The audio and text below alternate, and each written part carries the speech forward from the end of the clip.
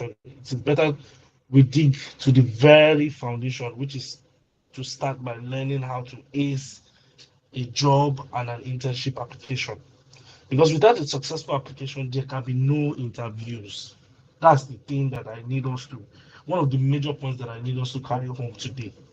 If you don't do your job and your internship applications right, and I'm saying internships because trust me, some of us might be switching careers even as we speak right now. I studied political science in school, and when it was time for me to get out of the university, I know I wanted to do HR. Yes, did I do a part of HR in political science? Yes. But would I have done better or would I have been a better fit if I did IRPM in University of Lagos? Of course, yes. But because I did political science, I had to reposition myself properly. I had to be open to certain opportunities like internship. All right. One thing I like to do for myself is I don't like to lie to myself. I like to tell myself the very bitter truth. So am I going to get 100% jobs? Yes, I fit into that class, but also if I find an internship to start my career, this career that I love so much that I want to do a lot in, am I willing to take them? Yes, of course. So that's why you see me putting job and internship together because I might be speaking to two or three persons that are actually going to go through that route. All right. So that being said, we'll start with the first fact that a lot of people are in the habit of being in a rush when they're applying for anything. So most times, I don't know why people are always in a rush to apply for a job. This is like the major mistake that we make. Unless the day you found out about the job opening is the last day, that is the only time you are permitted to apply hastily. I'm going to take it again. Unless that particular job that you're actually looking at, that deadline is the last day. That day you are looking at it, that's the deadline, and that's the last day. That's the only time you are permitted to apply for a job. Well, I've heard a lot of mates, heard a lot of people say, oh, when you apply early enough, recruiters will, and then most times recruiters don't even see recruiters are not smarter. So we build systems our process, our recruitment. And one of those major systems is something we call ATS, applicant tracking system. And it is not in tandem with what I have written out as my job description on my job post. It's just going to yank you off. You are a good fit. So, which do you prefer? Apply immediately and get caught off and never see the recruiter, or take your time and do the necessary steps that I'm going to, rush into applications. No matter how smart you are, there are certain things that I think if you do, you start seeing or noticing changes. So basically, I need you to go through when you click that link and then you get into the application, you go through it very well and then take screenshots and go to you write out answers. Please, there are people who are way, way, way better than you in job applications. You might not be able to contract a professional to do this for you, right? But there are some friends that are already acing job application even at your level. Please reach out to them. Write out all of your answers and tell them, please, your brother, sister, I'm trying to apply for this job. And these are the answers that I've written out. Do you think any of these things make sense? Now, this person can guide you through the process and say, oh, remove this, add this. Oh, let's flesh this up. And then by the time you are done with that on your LSO, you go back to the application. Please open it on your laptop if you have a laptop. If you don't have a laptop, please borrow. Open it on your laptop. Just go to your MS Word. To each question, copy, paste, copy, paste. Again, in copying and pasting, some systems have been built in such a way that when you copy and paste, it just scatters everything again. It's just one of those rigorous steps to ensure that it's not a robot that is actually doing the application for you. All right. So go back to that same channel that you have actually submitted those things that you've written before. Space it, do it neatly. When you're done copying and pasting, you read again, make sure that you have submitted the right answers for the right question, and then you can now submit. This will take you maximum 2 days, 3 days. So please, one of the major charge that I want you to take away from this is do not rush an application. I am begging you.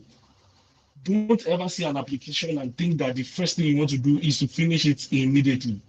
Now, this is one of the things that would make other people stand out. Because even on the spot that you're answering those questions, you might not answer them correctly. All right.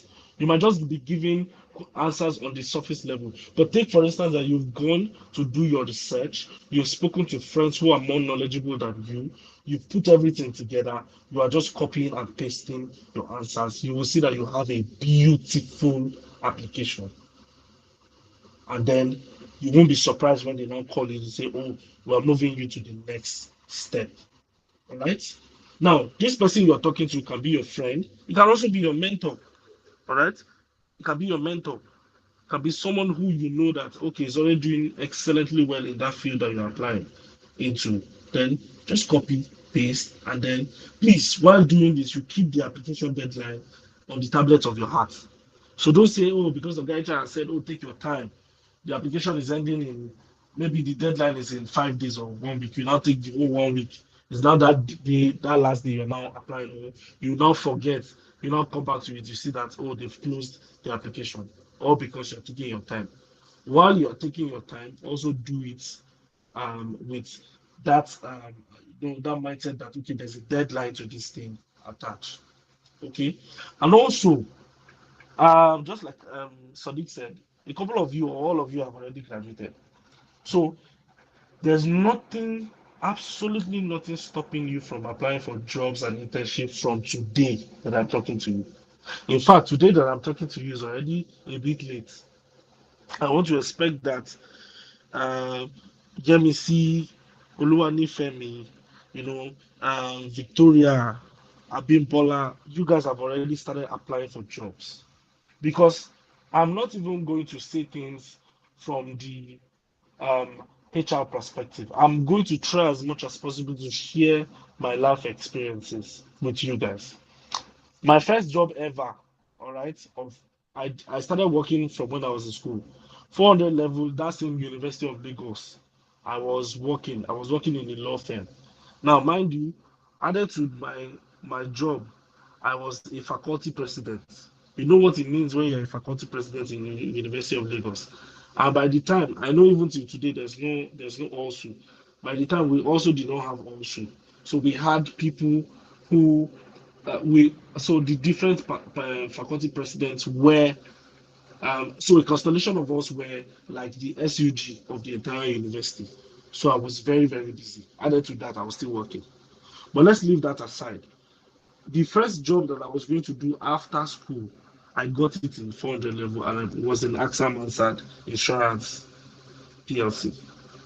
So I got a job because I started applying from 400 level. You don't wait until when you are out of school completely, then you start applying. And then you start waiting for that uncle that has told you, oh, give me your CV, let me see what I can do. Start applying for jobs and for internships. Now you're at the best place to apply for, graduate programs. At this moment of your life, your two best applications on your phone should be your LinkedIn application and your Gmail application. I am begging you at this stage of your life. Yes, you can do Instagram, you can do every other part, but please, these two should be the major. They should be vanguard when it comes to opening your, the apps that you frequently visit, because this is the best time you can actually look out for graduate, all those graduate trainee jobs, graduate entry, jobs and all of that. So I got my own job, AXA Mansard from 400 level, and I just told them to give me 2 months. I went home, stayed with my parents, made sure everybody was fine, came back to Lagos, and then I started doing, my work. Please, at this point I would pause and ask if you guys can hear me clearly. Let me be sure that I'm not talking to myself. Yes, sir. We can hear you, sir. Okay. So am Can I hear you, making sir. any Yes, we sense? can, can sir. actually hear you clearly, sir. Okay, great. Okay. Thank you very much for that. It makes a lot of sense to me that all of you can hear me. All right. So please, from today, this is the major charge. You should start applying for jobs. Landing an internship is good, but defining your purpose and the kind of job, profession, and career you want to build in the nearest future is the biggest flex. Now, we are talking about channeling a successful career. Today is a good day to understand that applying for jobs, chasing jobs, job hunting is different from building a career. All right. Just like what in the world of racing, we have people who are doing marathon, we have people who are doing sprints. Applying for jobs, job hunting, actually people doing sprints. But you see, the moment you commit to building a career at that moment of your life, just know that you have started a marathon. And I trust that you know that doing for someone who is on a marathon and someone who is on a sprint race will do things differently, right? If you are on a marathon race, you are doing differently from someone who is actually on a sprint race. So one of the major things you want to do now, because you are also at a very good position of your life to take charge of some of these things, of course, by the leading of God. But it is very, very important that you know the kind of job you want to do, the profession you want to get into, and the career that you want to build. I am saying this instructively because in the world of work today, there are a lot of people who studied A but are doing B, and that's why I'm doing this. Ordinarily, I would have been asking you, "Oh, what did you study?" Then someone will tell me, "Oh, I studied medicine." And all. For people who already studied like the very professional courses and are willing to practice, why not? You have done law, you want to go and practice law, why not? But I'm talking to those people who, even as I'm speaking right now, they are in a very, very serious dilemma on where to go to. What exactly am I picking? What career am I building? In everything that you do, one of the major things that I want to keep with you today in your heart is that don't ever be one of those persons, a resource person who will ask, "Oh, what kind of job are you looking for?" You now say, "I'm looking for any job. I can do any job." No, I know, yes, it is in the Bible. You can do all things through Christ that strengthens you. But it is not in the job market, not in the labor market. All right? Not in your career or your professional, endeavors. You actually have to pick one thing or pick two other complementary things or professions that you want to build at this stage of your life. So it is an error for you to say, "I can do anything." You can do anything means you can do sales.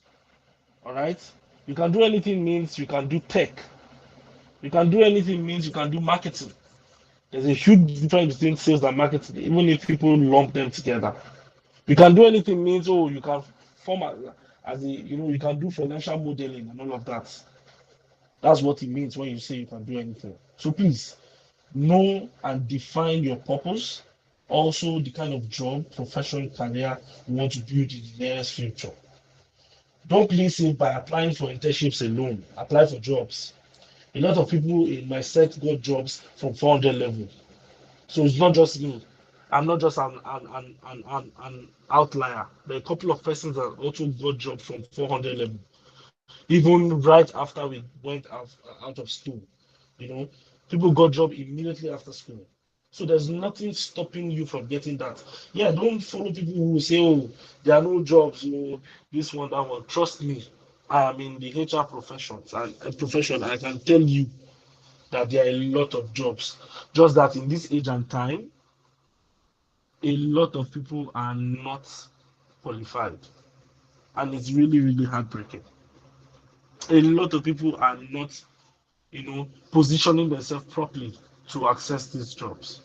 There are a lot of jobs, oh. Even as people are saying, oh, the unemployment rate is at 33.3% as of today. All right. That is 33 people out of 100 people are unemployed. That is not the case. A lot of jobs are out there. But the thing is, are you even, rightly positioned for this job? And being rightly positioned for this job is by taking a very, very bold step.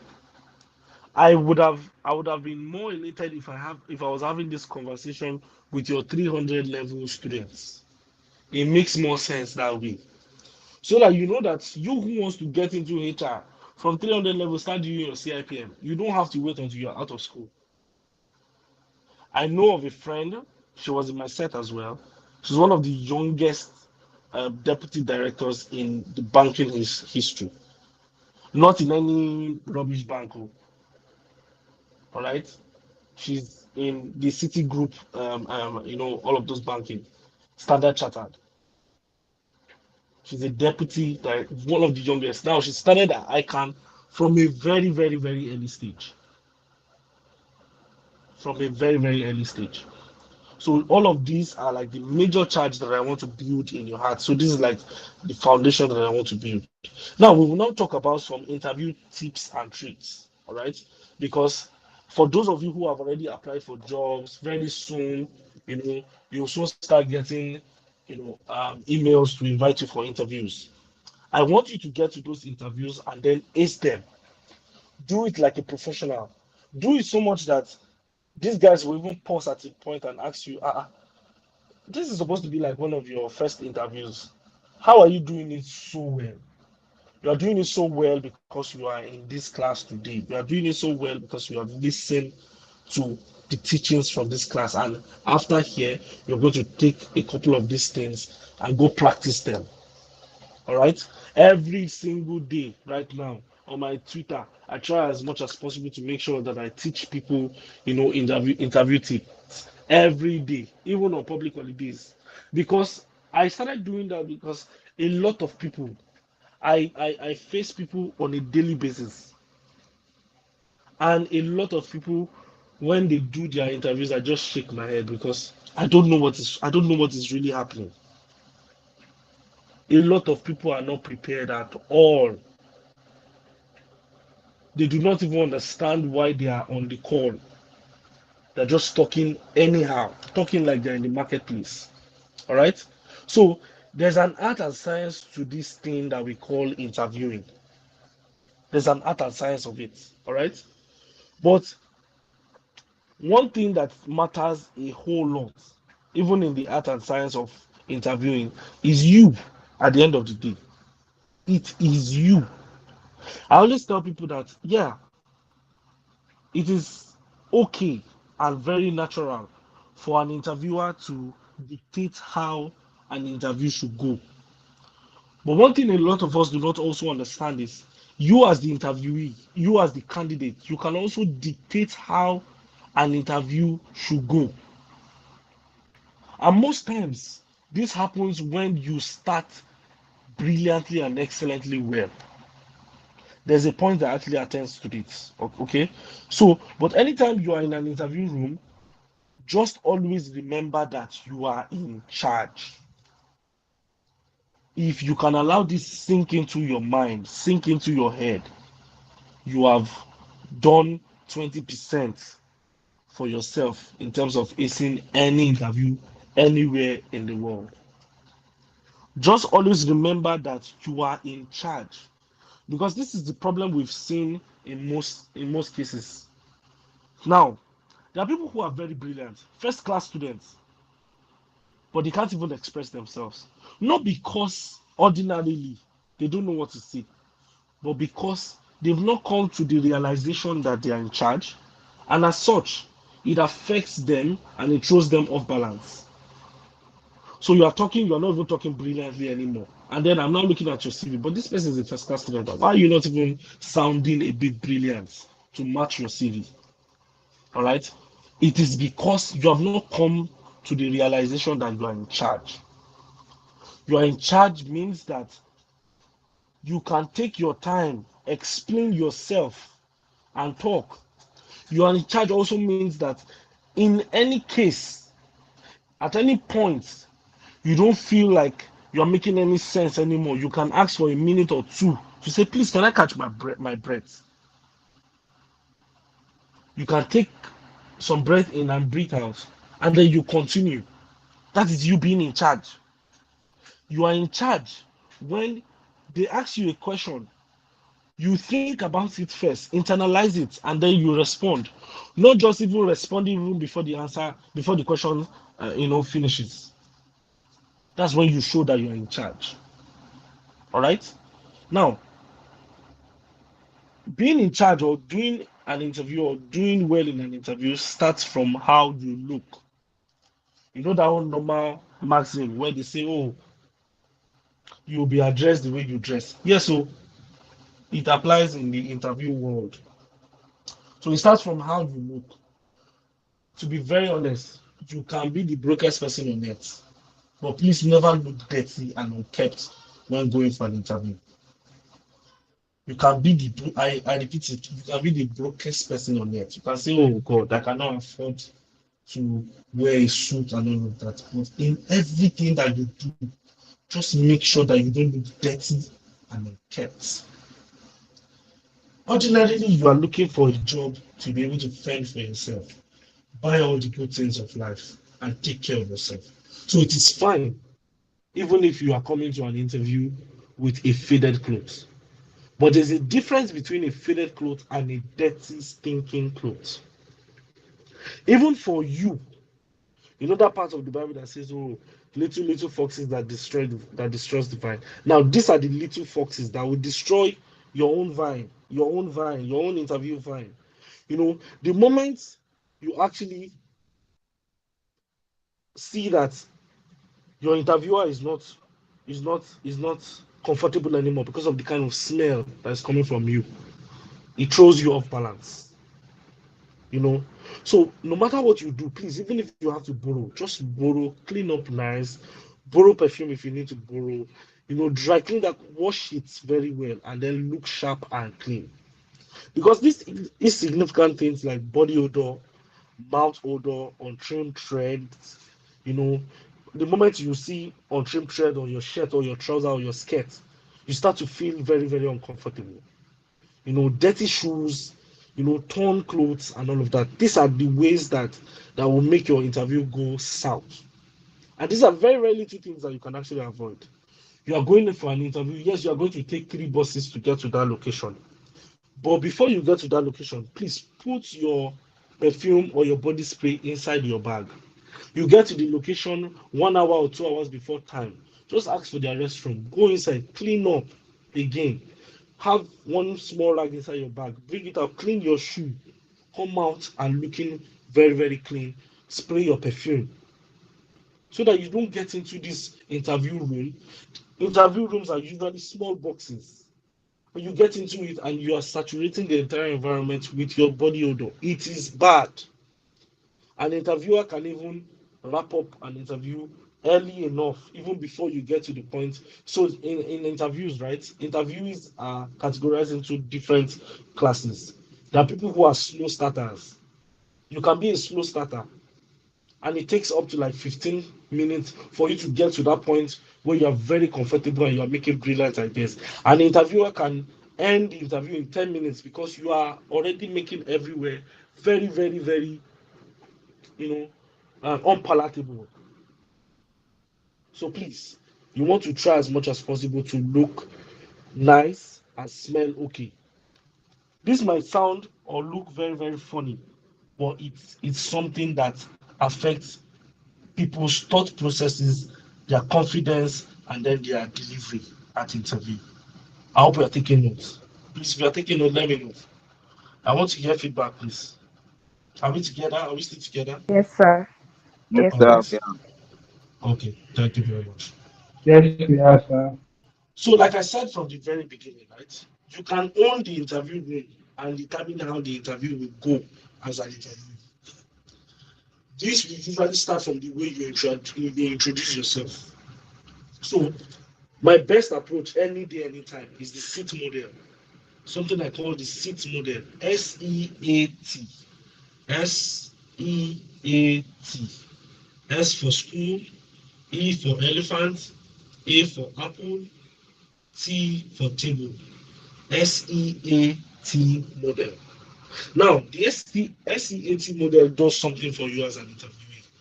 Most times, when people go for interviews, there's a tendency that you want to start by telling people who you are. But I've seen cases where, and that's why I was able to develop this model.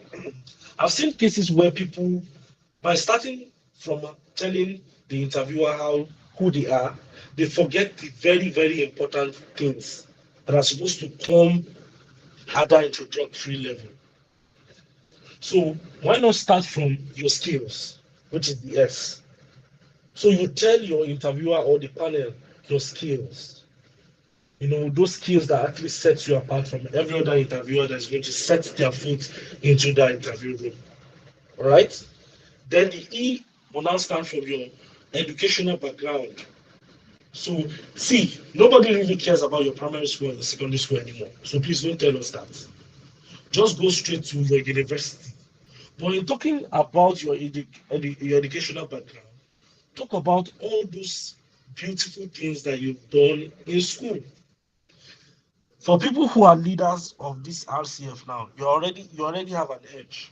All you just need to do is, oh, my name is Sadiq, and while in school, my name is Sadiq. I'm a graduate of Economics, University of Lagos, and I graduated with blah blah blah blah blah blah blah.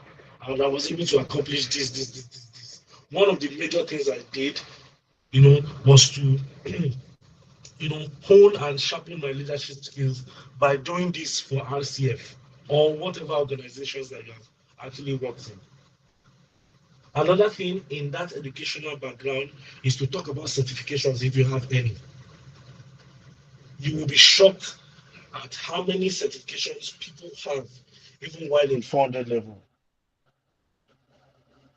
So please use that as the second step of introducing yourself. Then you now go to your achievements. Some of the things that you have achieved. So people who have done leadership role in school, you talk about that as your achievements.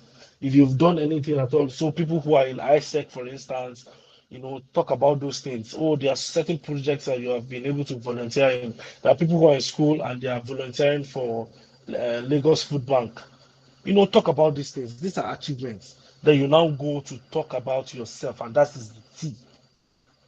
That's when you now say, your name and all of those things, and every other thing that sets you apart in terms of hobby, things that you love to do. So please, I would recommend that you use the SEAT model, the SEAT model, anytime you want to introduce yourself. Now, the moment you do this, you have actually set a pedestal for your interviewer, because it is totally wrong when you finish introducing yourself and then your interviewer starts asking you very basic questions.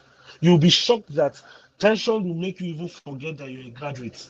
So your interviewer now starts to ask you, "Oh, are you even a graduate?" That's when you're like, "Oh, yes, I'm a graduate. I graduated I graduated from," because you've forgotten.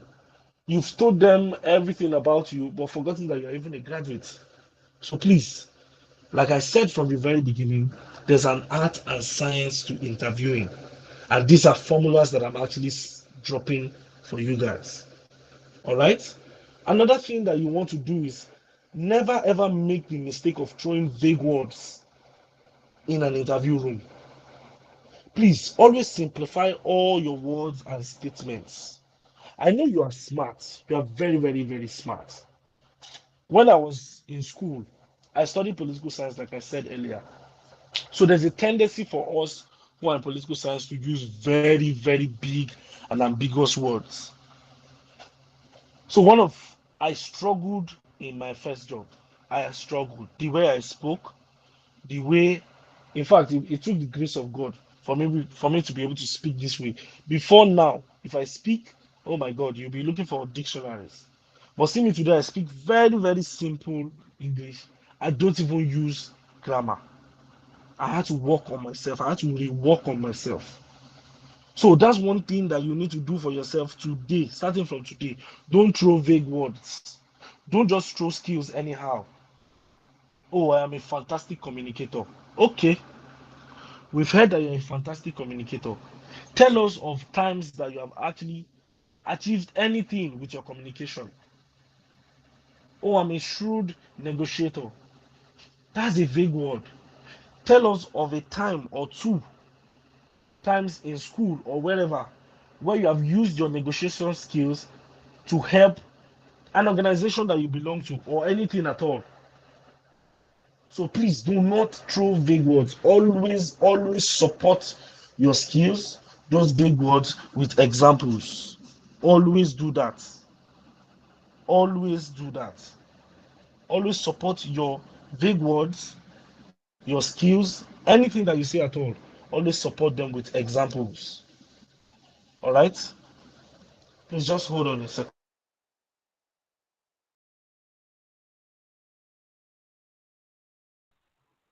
Wow, thank you so much, Sorry about sir. that. If you have Yes. questions, you can begin to drop them in the chat box Yes, or please. You signify can begin inside the to. call. Yeah. Continue. All right. Thank you. So another thing is, for every skill that you're going to claim to have, please support them with an example, with an experience.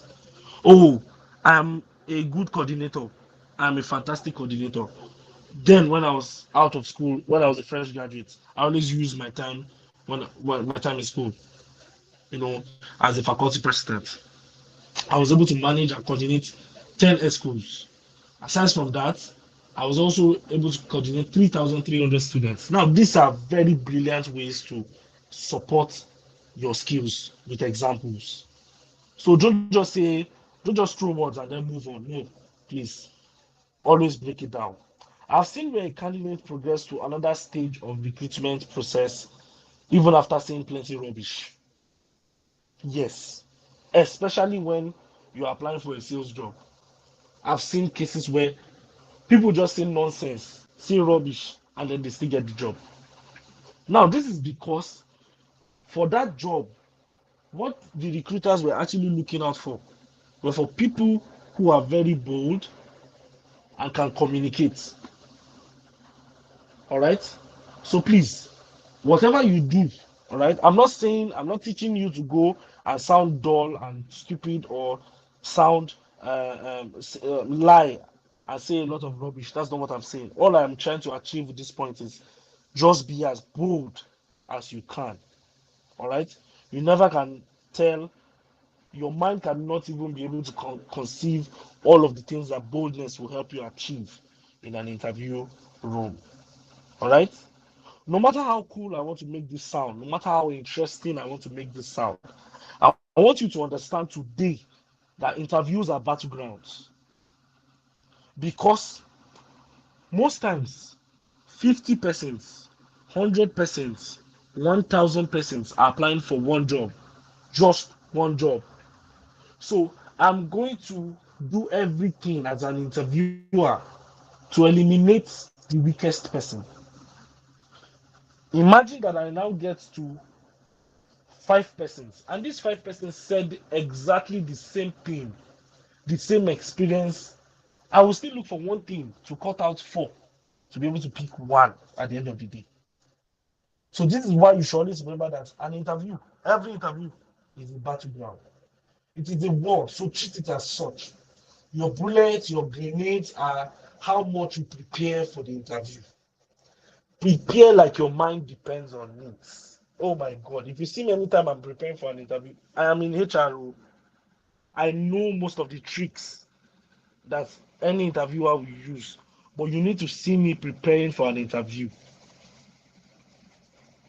A lot of us trivialize these things, and then you now blame God, you now blame us, you now blame the society for not getting a job. But please, you are not even preparing very well. Do all the research that you need to do. Gather all the facts, all the figures, all the statistics, all the records, the information you can at your, at your anything you can take at all, anything you can get. And in this age and time, you can find almost every information on the internet about the about the company you are applying for. And one of the major things that you need to do that will show that you are actually prepared for an interview is by knowing a lot of things about the company that you are applying into. If no one else has told you before today, I want you to understand and I want you to grab it today that it is an insult and a disgrace for you not to know anything about the company that you're applying into. Now, it's not an insult to yourself or a disgrace to yourself. It's an insult to your interviewers. It's a disgrace to the people that are considered as your prospective employers. So do not ever make the mistake of sitting down boldly in an interview room, and when they ask you, oh, tell us what you know about our company, you say, I've not been able to find time to. Oh, no, don't do that. It is a major red flag. A major red flag. It just showed that you've not even been able to do any research whatsoever. Because a smart person will even start from researching the company, researching about the company you want to work for. What if the place you are going to is a place where they cut off people's head? You will just walk into that place. All right. So even if not for the fact that you want to do it for security reasons, you want to do it to the point where you are even telling the recruiters a couple of things that they might even have forgotten about their company. Do so much research about the company to the extent that when you speak about them, they almost feel like you're already a part of the company. That's one of the things that you want to achieve with this. All right? Do it so much that they feel like this person speaks like you're already a part of us. And that's one thing. It's a trick that works every time. It's something that works on the psychology of your recruiters. All right. Another thing you want to do is to play into the mind of your recruiters. Most times than not, the interview invites email. They will carry. So each interview invite, right, will carry the names of the people that you're going to be talking to. Why not research on these people? Go on LinkedIn, you will see them. You will see their profile. Then the next day you're talking to them, or whatever day you're talking to them, talk to them like you've met them before. All right. So it's that email that you get from the company you're applying into. It gives you an opportunity to Google your panel session. Your panelists rather, your interviewers. Search them up on LinkedIn. And then you start asking them questions like brilliant questions like, oh, so far that you have been working here. So because by the time you check, you see that some of them have worked there for like 5 years, 6 years, 10 years. Then you ask them very brilliant questions like, oh, so far that you have been working here, how's it been like? How's the growth, pedestal been like? Ask them, the books that they are currently reading. That's how to play into the psyche of your interviewers, your recruiters. Always plan to do something different at your interview. Taking us back to the fact that every interview is a war. So one thing that would make sometimes what stands out for you is you doing something different entirely. Because sometimes they will match everything, degree to degree, eloquence for eloquence, everything. It could be that it is the way you said your name, the way you left the interview room, the way you remembered everybody on the panel's name by calling them one after the other and saying thank you. It could be anything. It could be anything. But please, everything that you do, just try as much as possible to leave an impression on the hearts and the minds of your recruiters. You can do something unique as preparing a presentation solely for that company and the interview. So imagine that when you start doing your presentation, you now pull out your laptop and then give a presentation that you've prepared solely for that company. In preparing solely for that company, you've done, now the template is in their color. You put their logo, and then you are giving statistics. You are doing brilliant conversations. Even if you can look at your if you can look at the bodies of your recruiters, you will see that there's goosebumps all over their body, because there's literally nobody that's going to do that. Every other person that's going to talk will just come, talk, extempo, and then leave. But you will do a presentation that you've done solely for that company. Now that is you setting yourself apart from every other interviewer. Sorry, every other interviewee that's going to sit on that same chair that you're going to sit. So you're going to leave a lasting impression. Now, there are also ways you can answer questions. There are ways you can answer questions. And we have a formula in the world of HR. All right? In the world of HR and the world of recruitment. And we call it the STAR technique. The STAR technique.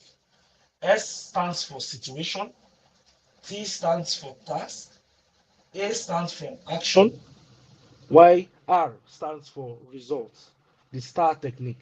So you talk about the situation. All right? So when they tell you, they ask you a question, for instance, on how you solved the problem before, you talk about the situation. On how, so situation can be what prompted your boss into trusting you with that task, for instance. All right? Because not everybody can perform every task. So it could be that you are very, very good in that task, or you're a specialist in that task, or you have actually done something before to make your boss to trust you. Or you even went to your boss to say you want more job. So just talk about the situation. Then you now talk about the problem itself. That's the problem. The task. All right, that's T. That's where you talk about the problem that you are solving or you solved. All right. Then you talk about the actions that you took to solve the problem, and lastly, you now talk about the results from your action. The results from your action. All right. So these are ways to answer questions. You talk about the situation. You go to the task, then you go to the actions that you took to solve the problem, and then you now talk about the results. For each question, by the time you answer questions like this, you will see that you're answering questions brilliantly. It's just like a writer that has, you are writing, everybody can write. But when you want to judge a fantastic writer, you will see that each paragraph has, an opening statement, a supporting statement, a theorem to back that supporting statement, then a closing statement. That's how to write brilliantly. All right. So in talking in an interview room, you talk about your situation, you do the task, you go to the actions that you took, and then the result. You will see that each answer has an introduction, a body, and a conclusion. That's when you can hit your chest and say, yes, I killed that interview, and not you killing yourself. Always remember that interviewers will meet so many other candidates that are smarter, intelligent, and more presentable than you, looking for the same opportunity. I've talked about this. All right. So the onus is now on you to use something I call your superpower, leaving a lasting impression. Please don't always forget to do that. Do not always forget to do that. All right. So please, at this point, if you have questions, just start dropping them in the chat box. I would check them now. Can start dropping them in the chat box so that I can be asking. Yes. Doing. Thank you very much for helping Deborah to answer the question on the T. All right. So very, very important that we do that. So now, talking about internships as well. So internships are jobs too. That's the funny thing we always forget. Yes, I know that this day and time, there are a lot of internships that are glorified. They are like interns that are like glorified house boy and house girls. They use you as to go and buy bread and beans, to go and buy something on the road and all of that. But for proper organizations, proper companies, internships, all right, are proper jobs as well. Okay, or for my company, for instance, and a host of other companies, is a channel, right? Is a channel, is a funnel button for you to get into jobs. There are interns and then there are junior levels, there are entry levels, there are junior levels, and like that. So do not ever trivialize your internship applications, because For your own good, just always remember that that internship position that you're applying for is also a job, and it can even be a life-changing opportunity for you. All right. So before you apply, every other thing that I've talked about in terms of the interviews, use them for your internship interviews as well. All right. But more practical steps that I need you guys to follow will be: know where you want to intern and why.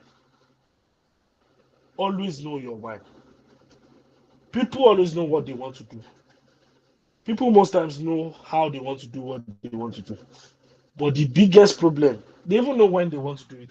The biggest problem most times is why. People don't know their why. You want to do internship in this company. Why? Are you doing internship in Google? Are you chasing internship in Google, in Microsoft, because you are eventually going to be getting fat checks, huge, compensation and all of that? Is that why you want that? Or you just want to do it because everybody is applying into Tesla, into Google? So these are the things that you need to ask yourself. Leverage on the network you have built and resource persons. Start building one today if you don't have a rich network. All right? They will move faster to your goals. Now, for people who watch football a whole lot on this call, so there's this guy that's called Speedy. He's a he's a nuisance as far as I'm concerned. But he has always wanted to meet Ronaldo. Now, some days ago or some weeks ago, he was in a tunnel where Ronaldo's driver was driving past, and then Ronaldo's teammate was with the guy. Now, this guy just helped to stop Ronaldo's car, and then Ronaldo came out of the car and gave the guy a hug. The guy almost fainted. What am I trying to say with this? At that point, that guy who stopped Ronaldo's car, is a resource person. You have a lot of resource persons around you. If you don't have one, start building one. All right. They could come in the format of, it could even be your relations, it could be your mentor, it could be someone that you look up to. All right. But always make sure that you have these people around you. Okay. So and like I said from the very beginning, do not ever make the mistake when they ask you, oh, what kind of job are you looking for? You now say, uh, I can do everything. No, you can't do everything. Look for one thing that you can do. Even though we are asking companies to pay intense salaries or stipends, please learn to start out with the mind of a volunteer and do it for free. This is a hard nut to crack a bit, but for people who want to build a certain career, you can, at this moment of your life, afford to take stipends. I am telling you that it will not always be stipends forever.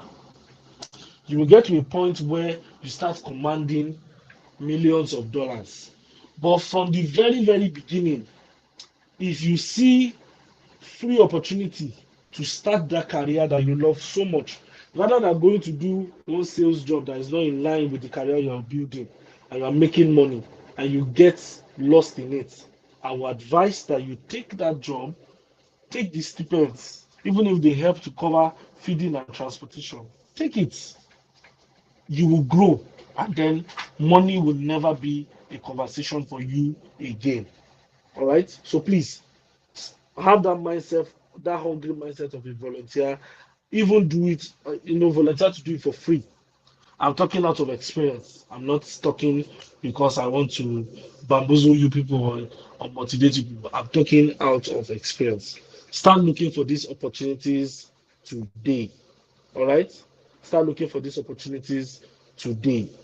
Don't set yourself up for ridicule. All right? Don't be a jack of all trades, like I said from the other time. Know why you want to do everything you want to do. Okay? So I spoke about having complementary what's it called? Complementary careers or complementary jobs.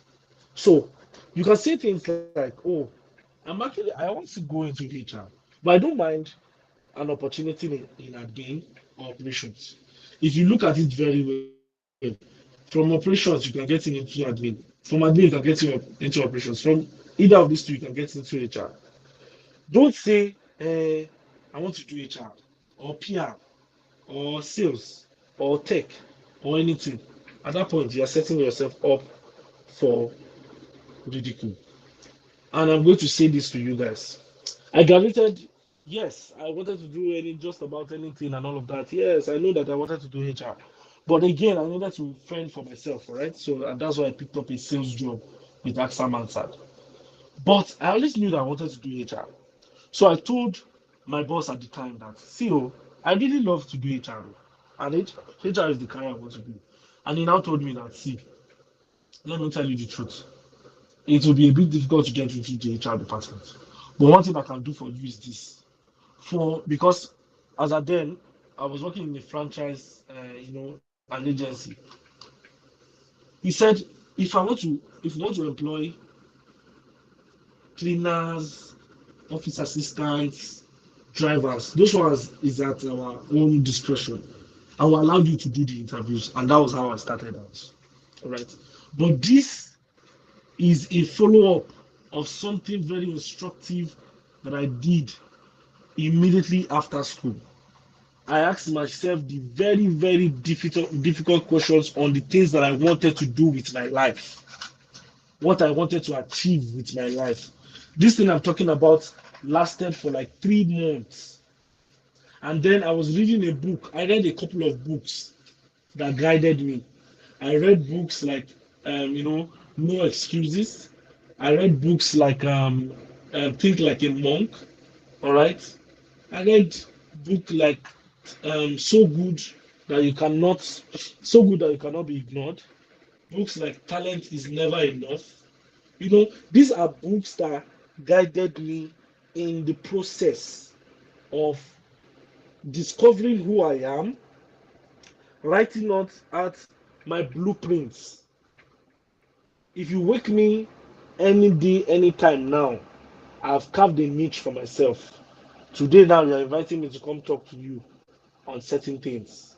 And then you call me on HR. That's because some years ago I sat down to build these things out. Some of these things don't happen by chance, they don't happen by mistake. They happen from you being very, very intentional in building a brand for yourself. All right. So I did all of these things for myself, made sure that I was ready before I now started facing all of the job applications that I was able to face. Now let's go to the winning CV. Now I have 2 more slides and then I can now take your questions, because I want to believe that in your questions you can also have a lot more conversations from there. Now, writing a winning CV. Okay.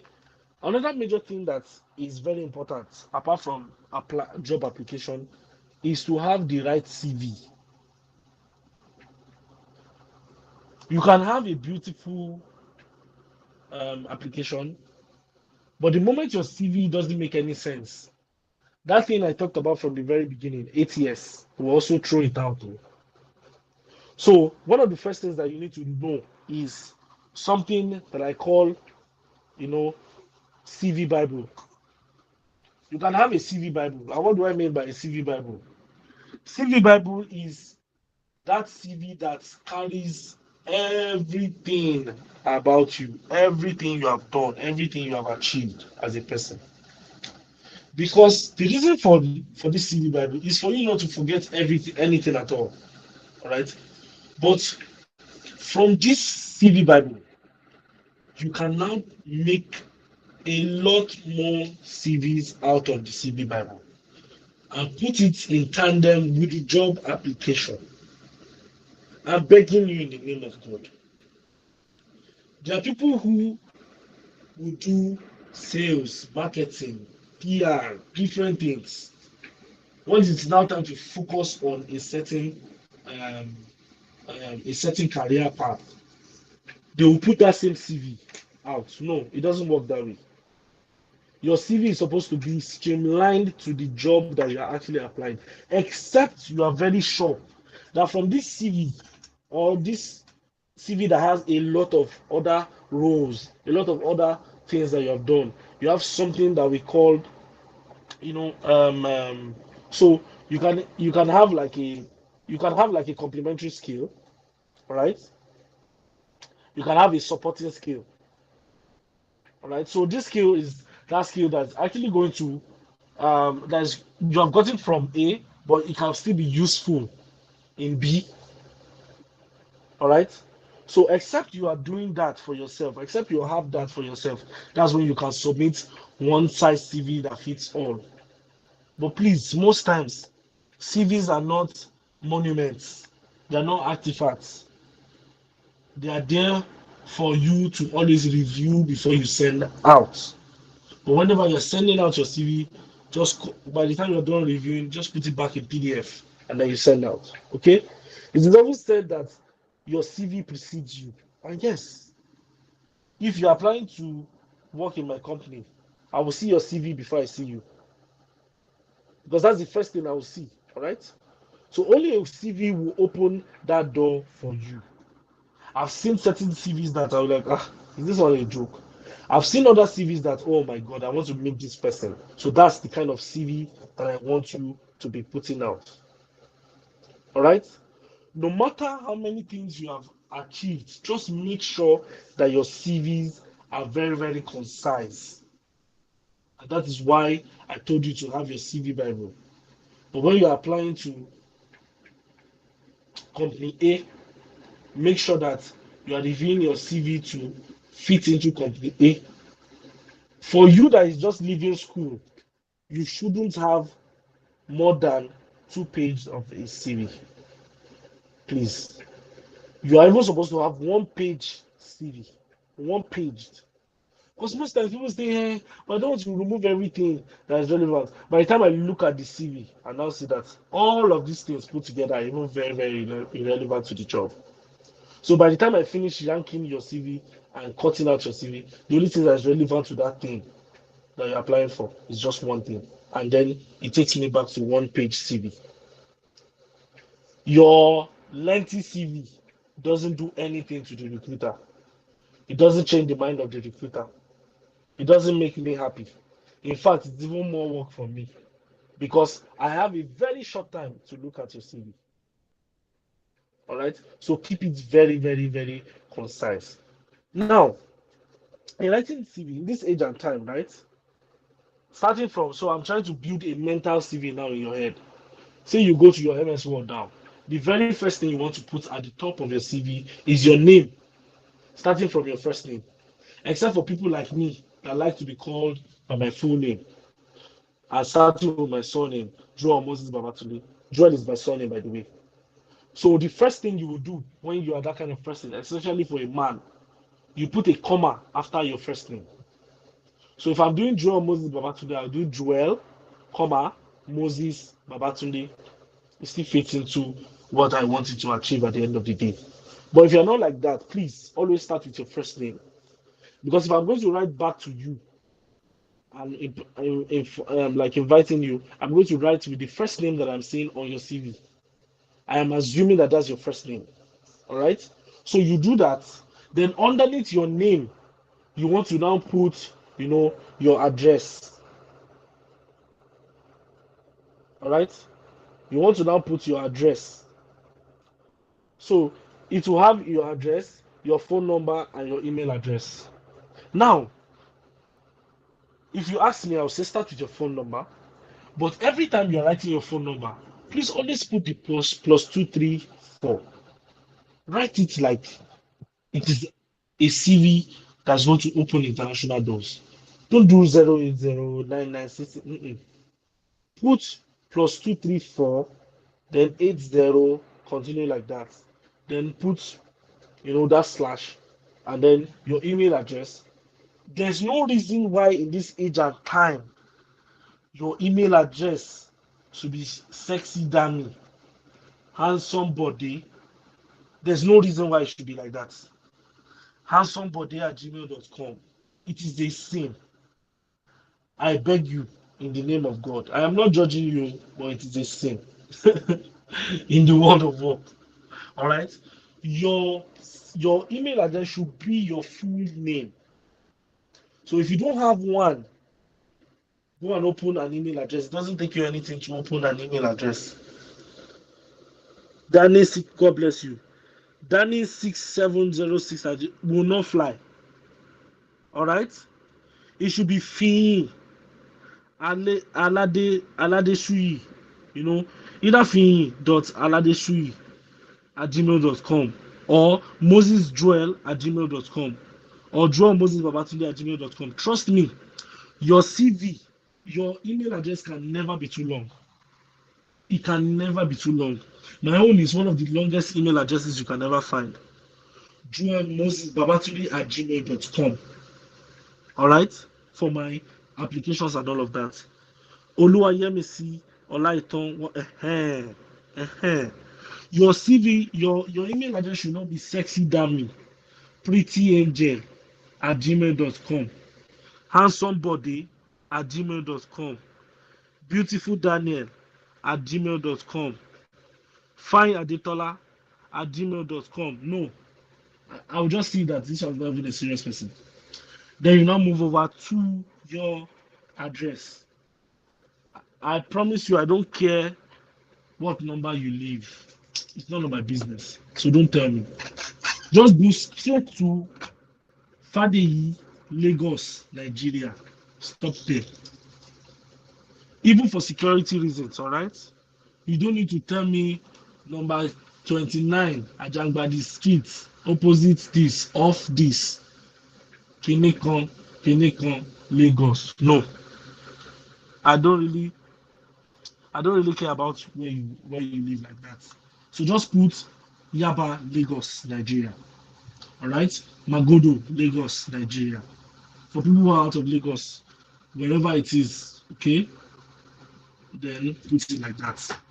If you have your LinkedIn profile, you can now put it under that place where you have your phone number, your email address, and then your address. You can put your LinkedIn profile, your URL, that http// like that, right? Put it there so that you can easily just copy, paste, and then they go to your email, your LinkedIn profile. Because most times your LinkedIn profile even tells a better story than your CV. So that's like a second option. I'm giving them a second option to say, oh, you might not like what my CV is saying, but my LinkedIn can actually make more sense to you. Then afterwards, you now go to your, executive summary. Sorry, your summary. All right, your summary. Your summary is where we now tell them who you are in like 5 to 6 lines. My summary can be a competent human resource manager with experience in deploying performance management measures, payroll, compensation and benefit administration, HR analytics, employee engagement metrics for business success, training and development processes, and key strategic HR initiatives. Significantly involved in end-to-end staff recruitment process in organizations worked in. I'll now tell them the different industries that I've worked in. Varied experience across industries such as media, insurance, governance, marketing, education, currently in e-commerce, etc. You do it like that. Then additional experience in business development, marketing, warehousing, logistics, sales, confident public speaker. This is where you now say things like, oh, confident public speaker. Some other things that makes you who you are. A prolific writer in areas of leadership, self-motivation, and personal development, a career strategist, and all of that. So these are the kind of things that you put together in your summary. Afterwards, for you that is just a graduate, you can put your education before experience. But for someone like me that's left school since, I cannot be putting my education before my experience. So I put my experience first. I'll tell you all of the things that I've achieved in terms of experience. But in doing this, all right, so for you, let me just keep it at you. So you want to say your education, all right? So your education will be BSc, political science, maybe in brackets. If your degree is not all that strong, please don't shoot yourself in the leg by putting it on your CV. Just put BSc Political Science, University of Lagos, and put the year you graduated. Shikena. But it's only when you are first class or second class upper, hey, you can now put it in brackets, say second class upper. The only reason why you should put your CGPA on your CV is when you graduated with a first class, a very good one at that, not just 4.5, say 4.7 something, 4.8, and hey, you can now put it. That sets you apart from every other person, all right, that is applying. All right. So if you're already enrolling into masters, you can now say, okay, MSc, blah blah blah in view. All right. Then afterwards, you now go to your experience. Your experience will now gather for people who have already worked in school, people who are working. No experience is useless. So all of you who are functioning in one department or the other in RCF, that experience is not useless because you are managing people and resources. And that's all you're going to be doing at the end of the day when you get out of school and you are in the world of work. So put it on your CV. All right. But just find a way to put it very, very well. So you put the organization, so you can say RCF now, under experience now. You put RCF Unilag from what time to what time. Put month and year. So it can be March 2021 to we're in June 2023. You can now put the role that you played. It could be team lead, this, it could be anything, all right? But when you are starting each line of your of the things you have done under your experience, always start with an action word. Always start with an action word. You can say in charge, action words like in charge, successfully, assisted, spearheaded, making, promoted, suggested, identified, intend, I doubled at, innovatively, assuaged. These are the kind of words you should start everything. Engaged, pivotal. So always, yes, single-handedly, exactly. Always start all your sentence with an action word. Orchestrated, consistently engaged, managed, pursued, served, supervised, exhibited, executed, championed, collaborated, pioneered, sorry, boosted, created, reduced. There are times where you helped, you helped RCF in reducing how to spend. You can say reduced, you led. Always start with an action word. Always start with an action word. All right. The moment you do that, you can now go to your skills. All right. It is in the olden days that your CV will have referees. You now say, I don't even know how to write it because I don't write it. You now say available on demand. I've not did all those things. Please remove it from your CV. Those things are olden days style. All right, remove it from your CV. All right, are we together? Please, if you are with me, let me hear you. Yes, sir. Okay. Yes, sir. I'm here. All right. Am I making any sense? Yes, You are, sir. A sir. lot, sir. Okay. All right. So after doing that with your action word, now please try as much as possible to, because this is what people do on their CVs, right? Just to make it lengthy. They will write, they will write a particular role, and then they now write duties. They now write responsibilities. And all of these things, they've gone to Google to copy them, copy and paste. And please, I'm begging you. You guys will be the first people I'll be talking to. I was going to write about it next week. We have discovered that a lot of people just go to ChatGPT to say, hello, write me a CV on this. And then ChatGPT now develops a CV for you. Bah. You just copy and paste. I pity you. We too have applications that we call Turnitin. We will turn that your ChatGPT developed CV into it, and then it gives us the percentage as to how much you have copied. Exactly. You're a bad boy. You're a bad boy. All right. So please don't be a bad boy. Don't be a bad girl because we will catch you. And the moment I catch you, I won't even invite you for my interview because it means that you have criminal mind. All right. You have criminal mindset. So what it means is when you come, you'll not be doctoring documents for our company. We don't want that. We don't want Oluwole second. All right. So please don't write duties and responsibilities. Just write your achievements. All right. Start with action words, but make sure that each line that you are writing is an achievement. I don't need to read 20 lines in each role. No, five, six, seven solid achievement that you have done is okay for me. All right. So, um, so let me just go to. So please, you now write all of your. So in terms of leadership, and there's a part where you can put leadership, all right, and volunteering experience. You can put all of that there on your CV, and then um, certifications if you have any. All right. So now to LinkedIn optimization, this is where I end. You now ask your question, and then I'll now do my conclusion. All right. So LinkedIn is like my second home. Right? It's a major home for me, and that's where I have a lot of traction. People joke a lot with LinkedIn. I don't know why. You hear people making fun of LinkedIn.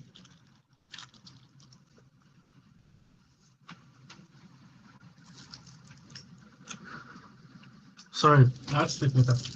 Those on LinkedIn is aspire for papaya. What do you say those things? Aspire to Maguire. I pity those people that say it. Oh. Like I said, and I'm saying it again. LinkedIn and your Gmail app should be your best two applications right now going forward. All right. There was a time of my life where I got 6 offers, and all of these 6 offers came from LinkedIn. And I didn't apply to any of these places. And how did I achieve these things? One thing stood out in all of them, in all of the recruiters, and they kept saying one thing. Oh, we went through your profile, we went through your page, and we saw that number one, you have an active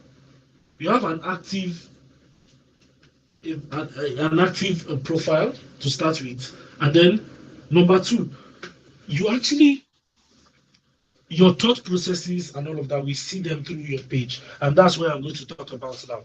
So the first thing you want to do when you talk about LinkedIn optimization is your profile picture. Please, not a picture snapped with your phone, all right? A professional picture. LinkedIn is a place of branding, personal branding. It's not that picture you snapped and then you have earpiece on your ear, or that picture you snapped selfie with 2 hands in the air and your tongue out. No, that's not for LinkedIn. You can do that, keep that in on Twitter and on Instagram. But on LinkedIn, you are professional. All right. So your profile picture is one thing you want to start from, and then your bio. You write a good, compelling, beautiful, thought-provoking bio. All right. This bio is what shows people who come to your page. So I can be looking for graduate interns now, graduate trainees now, and I go to everybody that I see is graduating in 2023, and I read their bio. And your own bio is not even saying anything to me. So I can't meet you. So please, writing a bio, a beautiful bio is something that you want to do. And then just the same way you have written your experiences on on your CV, you can do that as well on LinkedIn.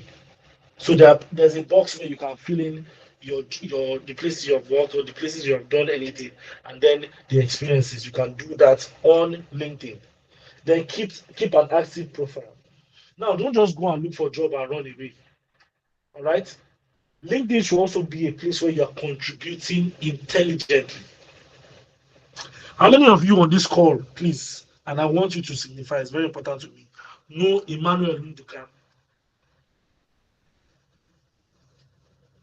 Who knows Emmanuel Nduka? Okay. I do, How sir. many of you? Okay. How many of you are active on LinkedIn to start with? In the chat box, just tell me if you're active on LinkedIn. Just say I am. God bless you. God bless you. Now, Emmanuel, I think he's still a student or he just graduated recently. But he's one of the major LinkedIn influencers. Got a lot of gigs from a lot of companies to the point where he started making money in dollars. All right. Now, this is a student, though. So I'm trying to use someone who is even within your community to talk to you guys. All right. But if you watch that guy's LinkedIn before Elumelu, yes, Elumelu boy, before Elumelu reposted his work and invited him to come over, you will see that he had a beautiful profile already, despite being a student. I will not want to be associated with someone who is not even telling any story. You will see that he was always contributing beautifully to people's posts. So that's basically what I want you to do. Tell a story, build a brand, and then tell a story with your brand. Who do you want to be known as on LinkedIn? Now, all of you can say, oh, Elumelu boy. Before he got the attention of Elumelu, he was always wearing red tie, white shirt and black suit to make sure that he looks like his mentor. Apart from that, he's a very brilliant young man. All right. So don't just go scout for job and run away. Contribute brilliantly. I'm not trying to boast, but my page is somewhere you want to also stop. All right. Just check this way. I do it like a content creator. I try as much as possible to post something at least every day on LinkedIn for people who are already following me or people who are going to be following me. You will see that on LinkedIn, I am always on LinkedIn, and these are the things that this guy said. We like your thought processes on the kind of HR that you want to build, kind of HR ecosystem that you're trying to build. All right. If I don't do these things, people wouldn't have known anything about me up to the point where I was getting 6 job offers. Now we go back to the very beginning where I said there are actually jobs, but a lot of us are not positioning ourselves properly. So how many of us are willing to go back today? Like someone is saying already in the comment section, I'm going to dust my LinkedIn. How many of us will go back and dust our LinkedIn pages and then rebuild our brand? How many of us today? Please. I want you to signify by with a clap. That's normal clap on how many of us exactly? Please. Because it is very, very important that you do all of this. So so right? Exactly. Thank you very much. So now I'm going to be concluding with this so that you guys can just ask questions and then I will answer. Right, going forward. Um, one of the very important things that you need to do, okay, added to all of the things that I've said when you're applying or going for an interview or trying to go for an interview or ace an interview, is before every interview, always anticipate likely questions before your interview. There are lots of likely questions. Oh, tell us about yourself. I've taught you how to answer, tell us about yourself with the SIT model. I've taught you how to answer every question with the STAR technique. All right, all right. If you are listening, I want to believe that you follow through. You understand what I'm saying. All right. But there are likely questions. All right. So anticipate these questions and then develop brilliant questions. And then practice with a friend. Practice with a friend. Practice with a friend. Because you would think you are a fantastic speaker until when you get into that interview room and then you see yourself blabbing and you're not making any. I usually say something. Nothing is as painful as remembering all of these killer points you have said in the interview room inside your bathroom. When you are pouring water on your head and you're, should have said this thing. Look at this line. You don't remember everything you prepared. So please practice with your friend before the interview. All right. Sound enthusiastic and confident in interview rooms. Sound confident in all of this. All right. When you're sounding confident, try as much as possible to also keep a timeline in mind. Don't overtalk. There's a technique to talking. in the interview room. For tell me about yourself, please keep it between 2 to 3 minutes. All right, 2 to 3 minutes. The only time you are permitted to talk more than 3 minutes is when you are asked a double barrel question. There's something that is called double barrel question, when different questions are modeled up in one. All right, and if at any point you don't understand or you don't remember the two other questions that were asked in the three double barrel question, please ask that. Please, can you refresh my memory on the other two questions or the last question? Nobody will beat you. That's why you can talk extensively. All right. If not, know when to stop talking. Keep it very short. Make sure you are sounding brilliant, but keep it very short. Don't bore your interviewers. All right.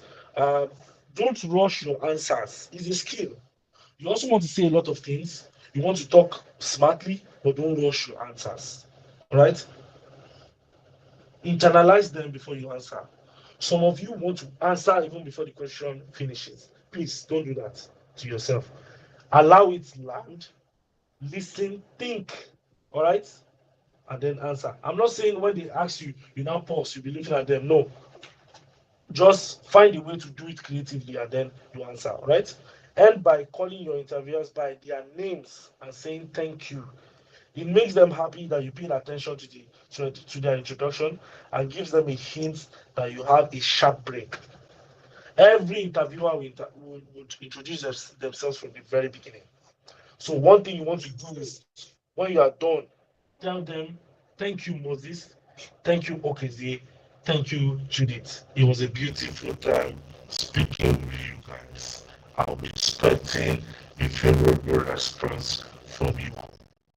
What it just shows is, oh, this guy was listening to me when I introduced him.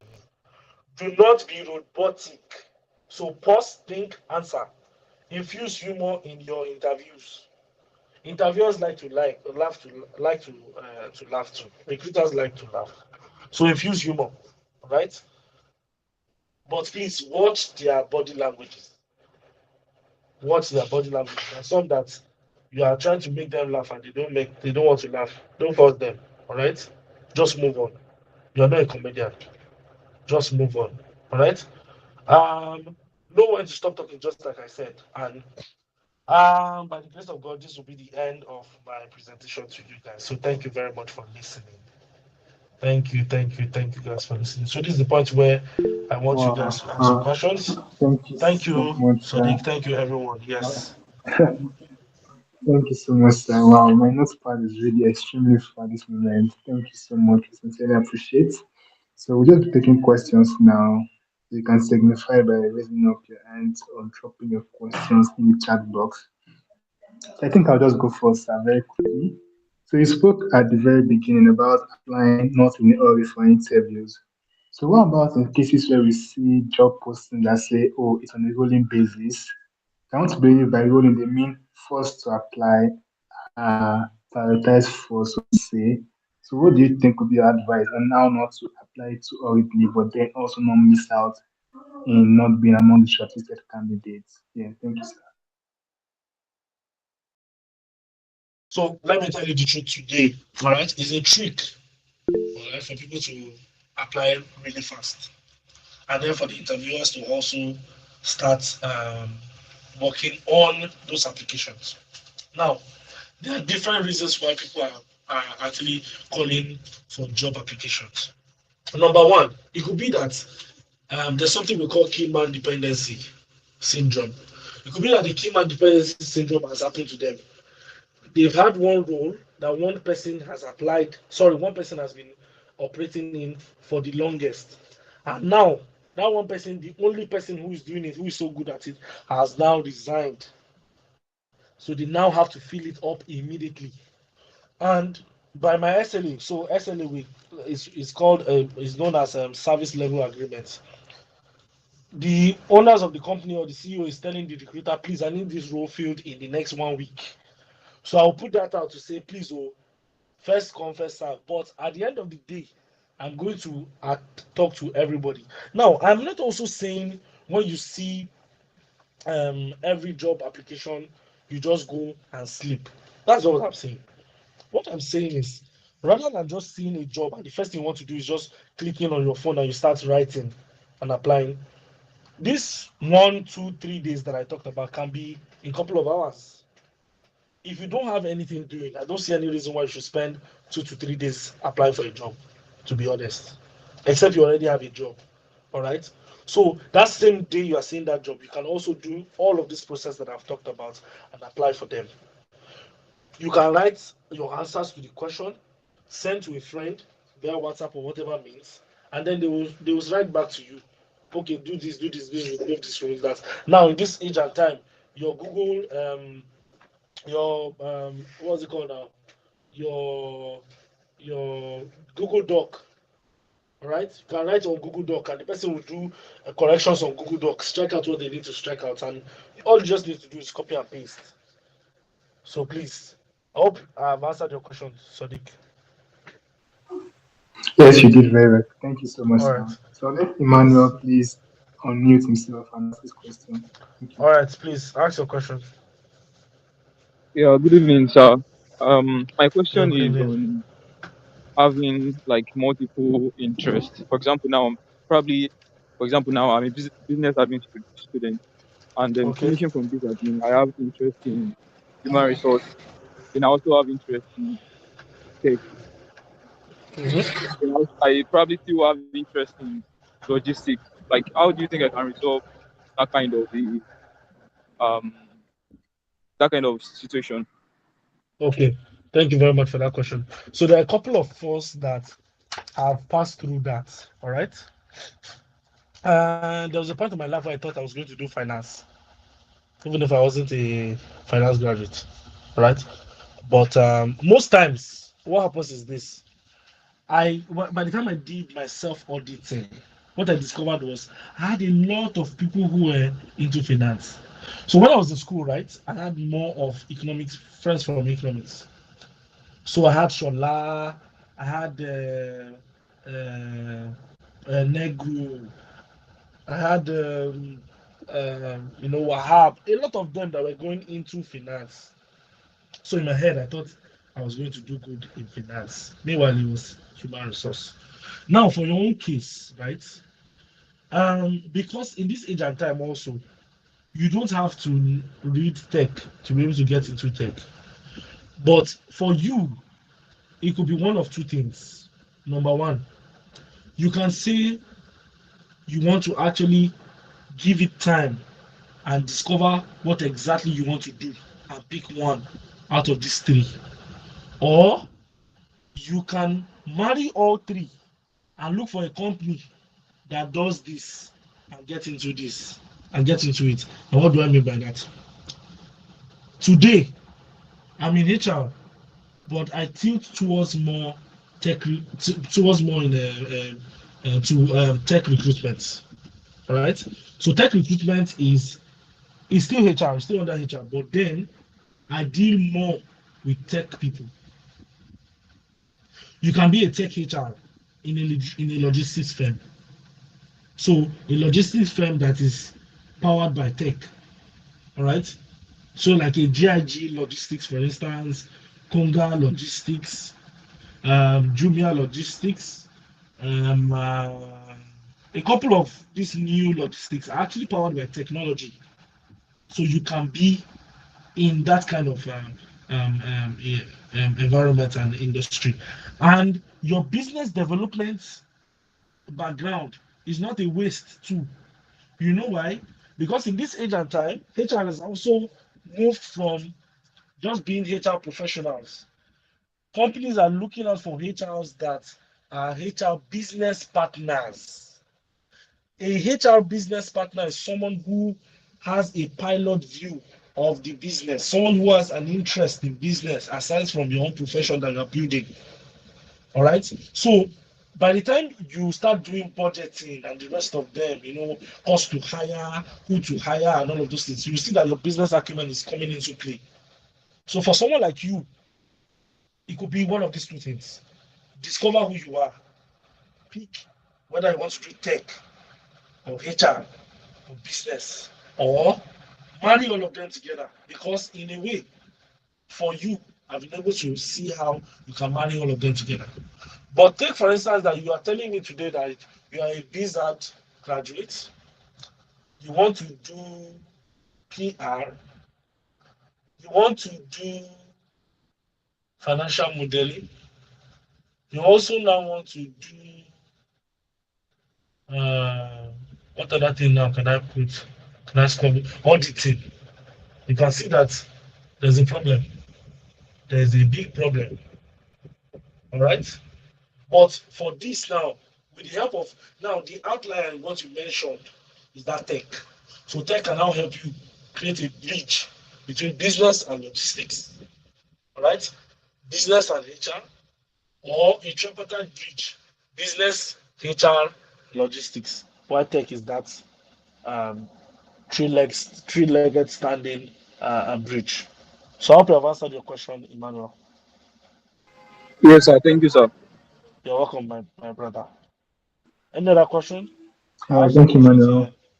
Yes, yes, we So do. will you So I'll read? just read them, please, very Okay, all right. quickly. Thank you.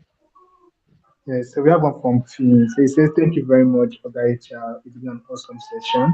His question: if a company's name were an acronym and was to refer to it during an interview, should you mention it as an acronym or state the full meaning when speaking, considering the fact that you would most likely refer to it several times during the interview? Thank you. So please, except they are trying to push the acronym more than the full name. I beg you, mention the full name. All right, mention the full name all through. Okay, because there's something called Um, entity. So business are entities, and you not calling them their real name is even a slap to them. All right, so please call them their real name. Except, of course, they now tell you that so that you don't if except because there's some company names that are like tongue twisters. So when they see that you're struggling with mentioning them, the recruiter can just step in and say, oh, just call it the you know so rather than saying, oh, guarantee trust bank, guarantee trust bank, guarantee trust bank, I just say, okay, just say GTB, right? Or just say GT, all right? But I would advise any day, anytime to call it guarantee trust bank. All right, thank you, sir. I think that GT Bank example is the perfect way to explain it. So Exactly. I'll go to Exactly. Deborah's question. She says, "Good evening, sir. Thank you so much for this session. It was insightful. So I once had an interview where the interviewer asked me the functions of wood. The company had nothing to do with furniture or wood, so I blanked out. As an HR, what can you say the interviewer was trying to check out for, sir? Could it be IQ? And how can one handle unexpected questions like this?" Brilliant question. Love that. So the interviewer is basically testing your IQ, all right, and also testing. So there are a lot of tricks, a lot of tricks to these things. All right. I want you an unrelated question, and all I'm trying to do with you is to test myriad of things. One of the major things I want to test from you is: are you the kind of person that when you don't understand a task, you just run with it and then fail and start crying in the future, or you will ask a question for clarification? What you would have done at that point is to also puzzle the interviewer. That's why I always say you are in charge. So ask the question, all right? You are not going to ask it in a concerning matter like you cannot, I mean, you cannot say, okay, why are you asking me about wood, or what has wood has got to do with this interview? No. But you can ask the question as to what the person is trying to achieve with the wood, because not everybody knows about wood, except the company is into furniture. But now you've stated that the company is not into furniture, so the person is basically just testing the kind of person. So there are different things we test in an interview room. Your behavior is one of them, and your behavior will tell me if you are the kind of person that would ask questions, clarifying questions when you are confused about something, or you will just run and say you understand, even if you don't understand, and then you're not going to make mistakes. Now, some companies don't have the bandwidth for you to make mistakes. Number one, some companies do not have the time to go over mistakes. So it's better for you to just tell them from the onset that I don't really understand this question. Can you break it down further? Then you now move. Questions that would test your IQ are questions around animals. Some questions, some people ask you, oh, if you were to be an animal, what would be your favorite animal? Or what animal would you like to be? Like, now, that's an IQ related question. It is trying to ask you a question. It's all that question is trying to achieve is to put to try and look for an animal that is in tandem or has a relation to the job that you're applying into. Jobs that has to do with strength and all of that, definitely you talk about horse. Jobs that has to do with like high, IQ and all of that, you talk about dolphin. So these are questions that would actually test your IQ. So at that point, I want to believe that the interviewers are actually trying to check your behavior on the job and seeing if you are those kind of people that will ask questions or people that are too confident in themselves to start blabbing and saying a lot of rubbish. And I'll give one example to support this. There was an interview that I did, all right, and the lady kept saying something. I think she mentioned that up to like 7 times. That as far as she's concerned, she has the most. She's best in terms of observation. She has one of the most observant mind. She now puts me to a test. She was not like to test it that she has observed every single thing in this room and she can tell me everything about the room. And I was like, oh wow, I was really intrigued. All right.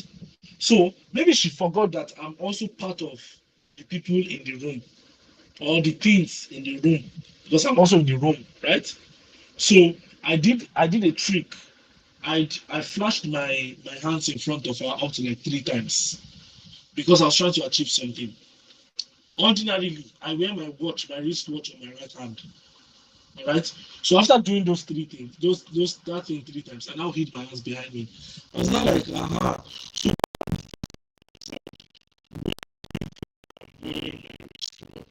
she didn't even think before answering.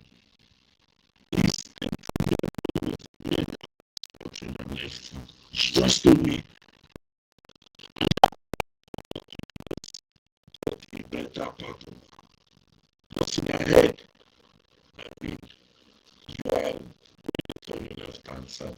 And then when I started wearing my wristwatch, right? So if that question was the question that's the determinant of my intervention, to the next stage. Right? Someone asked me, no, I didn't observe you. I only observed the items in the room. So I'm not allowed to just take it one place. Which is my left hand. So I hope I've been able to answer that question. Thank you so much. So that was the last question. Say, actually, kind of for me. I went for an interview. It was really an interview. And was offered a wine during the interview. I was drunk from the interview. I declined of this. This wine, the drunk like or what? Let me be sure. For answer. I think we are there.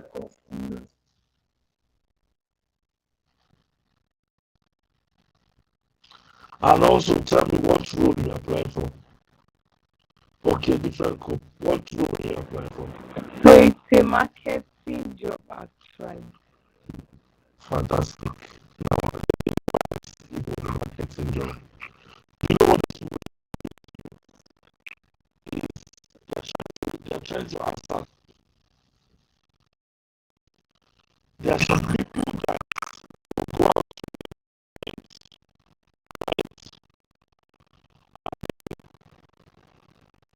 they forget everything, eat everything, and not even make any brilliant contribution. And then your clients, people who you are about to making observations. While there's no right or wrong answer to this, whether if you decline or take it, there's anything. What you say is just your opinion. So there are some companies, right, by their rule and their standard. If you go out to meet a client, you must take anything offered to you. All right. So if their company is such that already is towing that line, they'll be so proud of you and say, ah, okay, she's not Olojukokuru. She's not someone who just wants to eat everything or drink everything. Right? She's a very hungry person, basically. So I hope I've been able to answer that question. Yes, thank you, sir. Yes, you're welcome. Any other question? All right, thank you, sir. I'm sure we'll do us keeping it. Yes, I pull up a couple more. So from doing so, Okay. as it says, my question is this: should I remove a qualification from my resume if it should expire in a few months, even if certificate will be useful in the future? Should I remove qualification from my resume into even if a few months, even if the certificate will be useful in the future? No, do not remove it. Do not remove it, except it is not in line with what you are applying for. If not, please do not remove it. Leave it.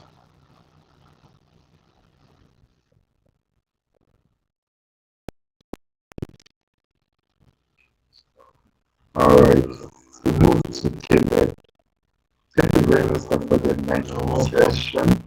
How do I handle impromptu interviews where I get no positive from the company? Especially for company interest.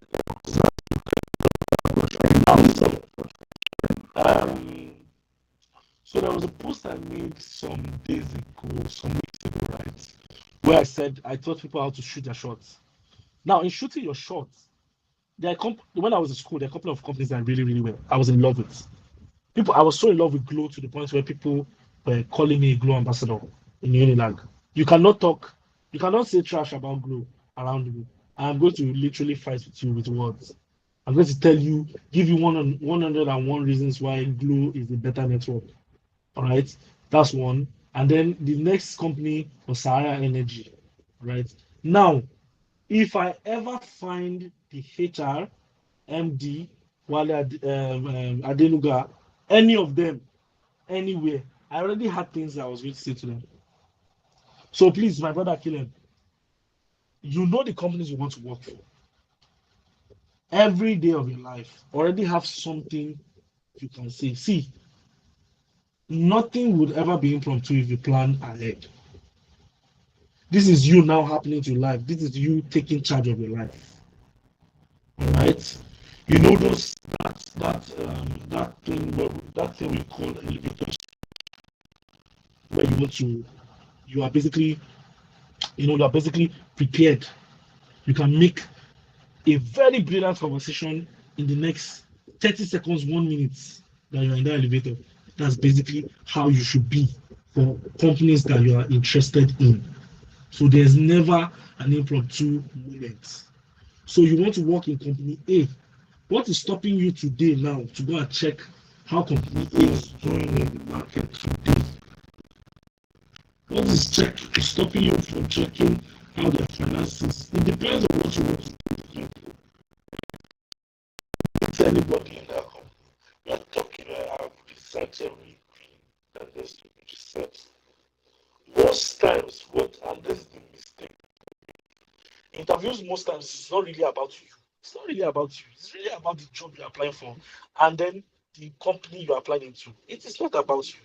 So you are not saying 100% things about you. No. You're telling the company how much you are going to be a great fit and also telling them about the company.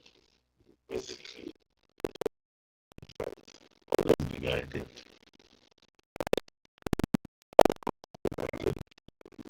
If you know that this is a company that you love so much, nothing is stopping you from the person that I want to meet today.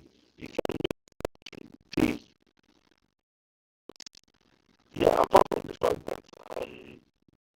mastered art of publishing here a long time ago. Then today, I know the I want to sit. I know the first question I want to ask you.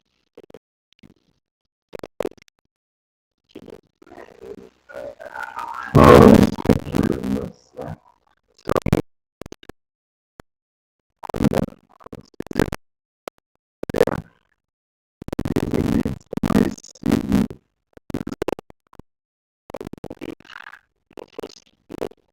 If you are still want to use your middle name as part of the names on the CV,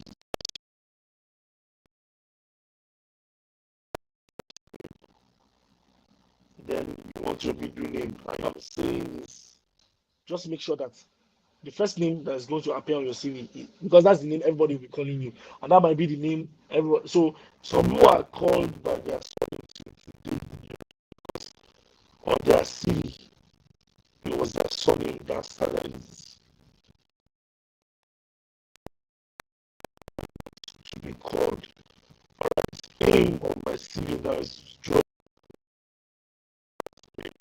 My email address is John. So there's no confusion.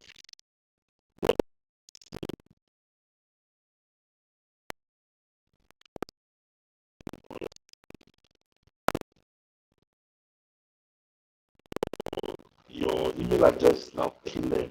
Address apply for things applying for Caleb. What exactly is happening here? Alright, just make sure that whatever it is,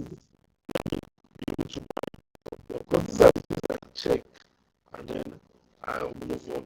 If I don't, I'm wasting my time and I'm cracking my teeth, I'll just move on. Alright, so All right. that's my Thank answer you, to sir. I that. think, like earlier said, we want to avoid everything that would make us be disqualified, as little or minute as it may seem. So Exactly, thank you, sir, exactly. for that response. So, Mm. Oluwayemisi asks, you said that we can set interviewer online and ask questions.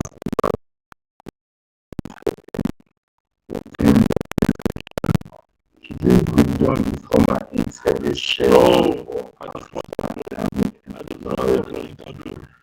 That's the point of my interview. There's only that stage where your interviewers will ask you any question from you. Most times, people ask things through into the psyche of your interviewer. All right, your interviewer can be, and then out of the blues has posted that today's video.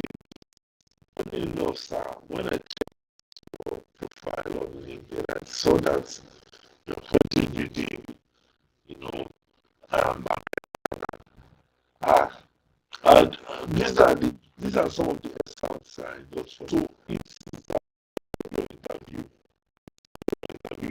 Ask them how's it like, because you are trying to come into the company. You don't want a company that is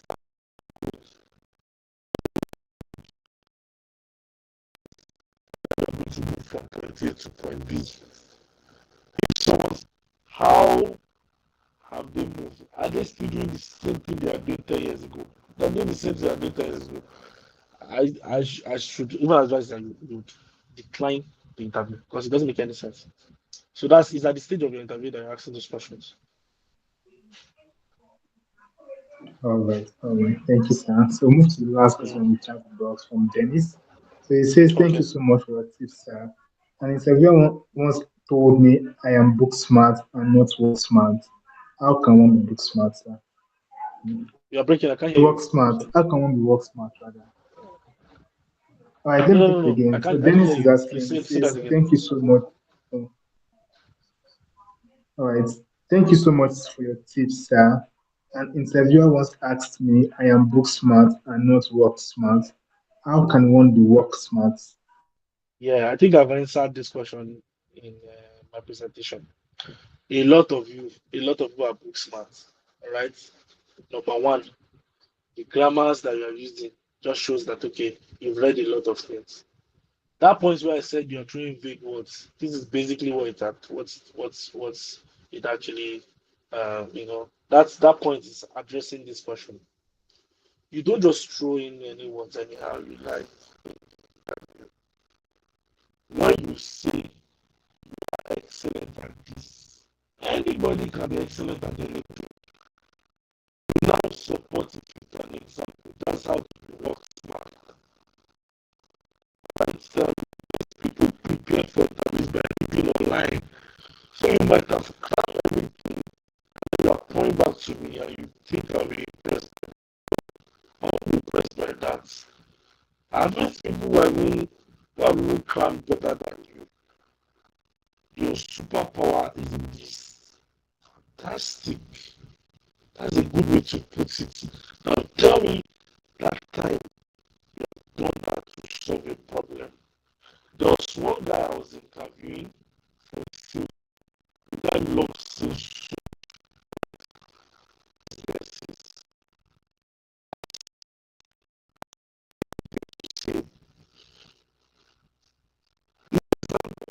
Beautiful one, and he got the job.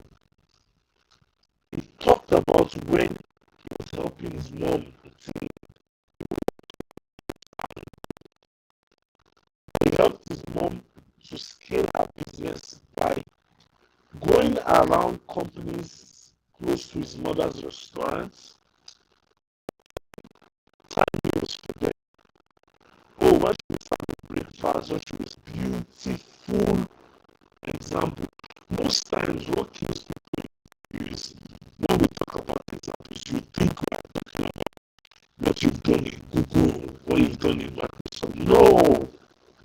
Those little things you've done in your everyday that thing you've done in RCF, in that is what I'm concerned about. I'm not concerned about what you're doing of your life. No. I think how you're able to manage is what I'm about. If not, you just come off as you being book smart. What I want is someone who see. A lot of people are book smart, but cannot even do presentation on anything. You can't prepare slides. You can't do Excel. You can't write on Microsoft Word. But you're book smart. You're very smart. You're a first class student. That's what I'm looking for. I'm not looking for a first class student. I'm looking for someone who would come and you are prepared. You already know how to do the job. Not someone who is telling me, and please, in case I forget this from the beginning, a couple of things you must never say in this age and time of in the world of work. Don't say things like I'm willing to learn on the job. No, nobody's paying you to come and learn on the job.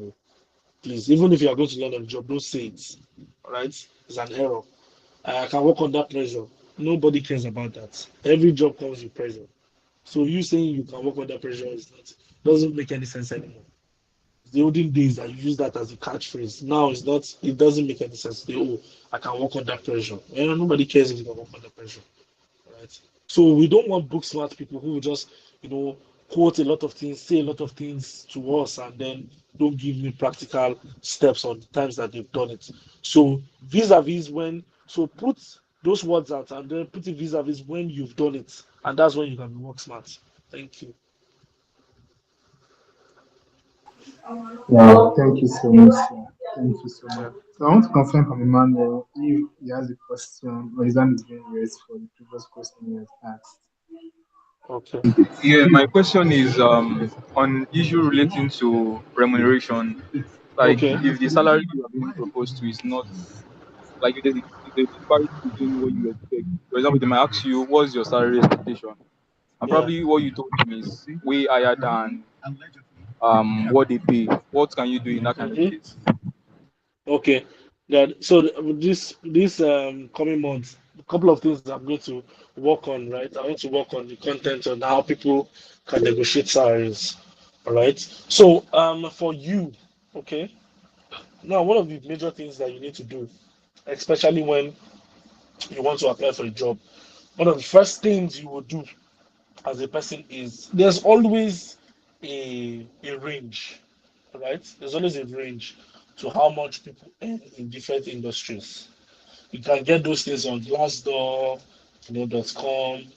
You would think they're not accurate. They're actually accurate. They gather this information from even with the HRs, all right?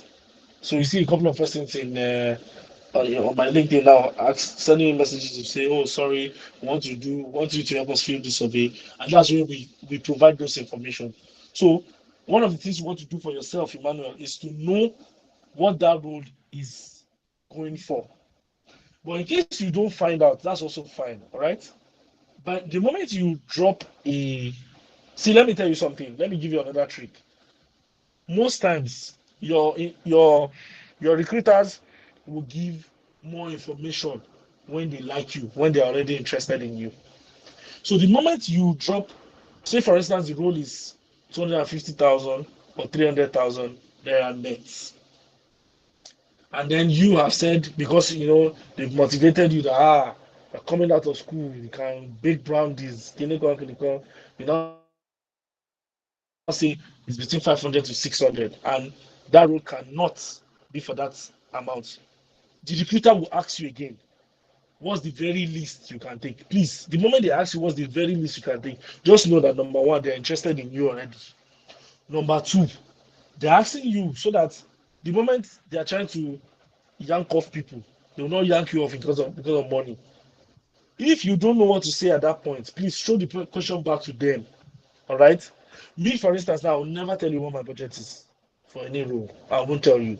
All right. But then I can. There's a way I behave when your your expectation is within my budget. All right. And there's something we also call breaking the bank. When we meet people who are very very brilliant, we break the bank for them. But for entry roles, it's always very, very rare to see that anybody's breaking the bank for you. So at that point, you can now tell them that, okay, can you give me like a range I can play within? That's number one. Or you can now, if you know you can actually afford to play around what you found out when you did your research on that role, please say that. All right. Or you can tell them that they can make that proposition, and then you can always tell them if you want it or not. All right. But most times when you tell them, except it is within budget, but when you tell them the figure and then they just go straight to, okay, no problem, we'll get back to you. Just know that they're not really even interested in you. So most times you see a recruiter going down to explaining and telling you how much the role is for and all of that. That's a green light to show that okay, you have actually impressed them and they really want you to come for the role. All right.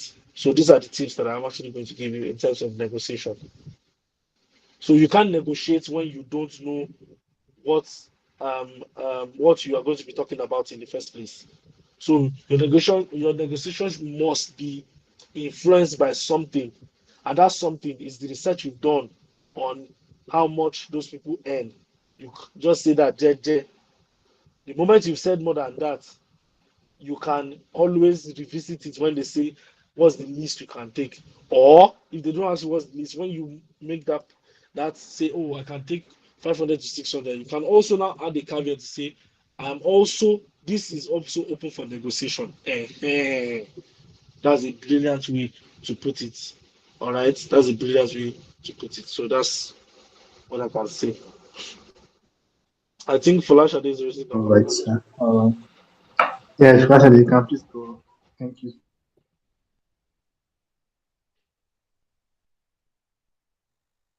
Hello, Folashade, are you raising or is a mistake? In case it's not a mistake and you're already talking, you're muted. So what's your mute? All right, I think she's muted. Good I evening, think sir. Emmanuel is raising. Okay, hi, hi. Yes, we Yes, can sir. hear My you. question is on internship. Okay. I'll give an internship program. Um, and I know that I'm actually to stand in for someone that has been working, something like she's going for a maternity leave. Am I Mm. to talk about salary, like money or anything during the interview? If I'm not asked, am I to raise it or anything? You see, they don't. So the thing is, see, yeah, this is a very tricky question, right? So Sir. number one, every right thinking company will talk about salary. They might not talk about it at the stage of interview, but when they're sending you an offer, they'll not tell you how much they are willing to pay you. All right, a stipend for that thing they're going to be doing, standing in. But most times, when they don't bring up the conversation, ordinarily I would have advised that, oh, don't bring it up when they don't bring it up. But also, you want to live with the current realities of the country. You cannot be trekking to work, especially when the work is far, when the office is far. So you can ask, you can see there's a subtle way to saying everything. You can just say, oh, we've not had any conversation about remuneration, or is this a paid internship or not? So that could even be one of your questions when they ask you, can you ask us a question? Can say, is this a paid internship or not? Ehen. They can now talk about money. So that's what me I would advise. But most times, so they will talk about money and then send you an offer with that. But if they All don't, right. please ask that question brilliantly. All right. Thank you so much, sir. You're welcome. Emmanuel is raising up his hand again. All right, thank you very much, sir. So, Emmanuel, please, the final questions for tonight so we can begin to round up. Okay. Please, Sorry briefly, for the your question, question. but it just came to my Alright. mind after you answered the one area. So during the strike, it happened that I was able to get some jobs, like about two or three. But then at the point of the HR person, like getting to find out that I'm still A like student. with my finals as an undergraduate, like Mm. they could not proceed with, even after we've concluded everything. It looks like I'm going to be employed, but at the point of finding out that I'm still in school, they like we could not proceed further. Like, what's your advice concerning that, for especially for undergraduate? So I but now you're done, right? Yes, now I'm done. Okay, so this is the thing. Companies differ in terms of policy. Now I'll give you now this the reason why I was smiling when you were asking this question because I had a similar case. So this one is even in tech. I interviewed someone last month. The guy performed really well. So in tech, we have different roles. There's internship. There's but we don't really take interns again because that intern is full. Internship is full. So we have junior developers, we have mid-level developers, and then senior developers. This guy was supposed to be for junior developer, but he did so well that we moved him to mid-level. But there was nowhere on the CV where he said he was an undergraduate. It was when I now sent him an offer. He now replied that he's actually doing his finals. Um, everything changed. But me, I still considered the fact that I'm not going to let this guy go because he's a student. And then, because he can actually do what I want him to do, he can do the job that I want him to do. All right. Currently, I have someone called Olamide in my team, in my tech team. He's in 400 level. He still has 500 level to do. He's in 400 level, University of Lagos, but he's working in my company, although as a contract staff. You understand? So some companies don't have that bandwidth for contract and full time. So you won't also blame them when they don't go on with you. All right. But my advice to you right now is this: since you guys have gotten to that stage, I want to believe that their phone numbers and then their email addresses. While I am against people sending thank you emails, follow up emails after interview, that thing is not a good. It's not a good behavior. Leave it. Recruiters are because some people think that when you send those things, recruiters will not change their mind. No, it doesn't work like that. Recruiters are trained professionals. If you are good, they will take you. If you are not good, they will move on from you. All right. But in this your case, what our advice is you can approach them with two things. All right. Number one, you tell them, rewrite to them, since you already have an email and a phone number. You can tell them that you can remind them of who you are, the stage that you guys got to. You cannot tell them that, see now, me, I'm done with school. Oh, all right. Find a way to write it. I'll not tell you what to write, but I'll just explain. Me, I'm done with school now, and I am applying for jobs and all of that. Before another, more or less like before I joined another company, I'm still really open to working for a company. So, do you want to take me as an intern, or you want me to start working for you and also do my youth service there, and then you retain me afterwards? You understand?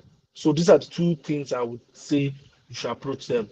But one thing that you might have to sacrifice, because whether you like it or not, when it comes to money conversation, you might have to sacrifice that part of the conversation.